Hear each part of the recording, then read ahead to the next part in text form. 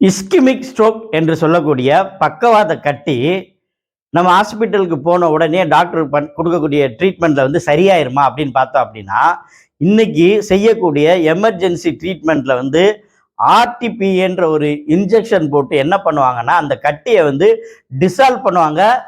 இந்த ட்ரீட்மெண்ட் வந்து எல்லா பக்கவாதத்திற்கும் பொருந்தாது. அதே மாதிரி பார்த்தீங்க அப்படின்னா, பக்கவாத சிகிச்சை நார்மலா கொடுக்கக்கூடிய சிகிச்சை வந்து பக்கவாதம் அடிச்ச எல்லாருக்குமே கொடுப்பாங்க. அது மாதிரி கொடுக்கும்போது சிலருக்கு வந்து அந்த கட்டி முழுமையா கரைவதற்கு வாய்ப்பு இருக்கு. சிலருக்கு அந்த கட்டி வந்து ஒரு அடைப்பு மாதிரி அங்கேயே தங்கி விடுவதற்கும் வாய்ப்பு இருக்கு. இதனால ஏற்படக்கூடிய பாதிப்புகள் வந்து சிலருக்கு அதிகமாகவும் சிலருக்கு கம்மியாகவும் இருக்கும். ஆனா என்ன நிலையில் இருந்தாலும் நீங்கள் என்ன சிகிச்சை எடுத்தாலும் அதன் பிறகு நீங்க பிசியோதெரபி பண்ணணும். பிசியோதெரபி பண்ணாதான் உங்களால எந்திரிச்சு நடக்க முடியும்.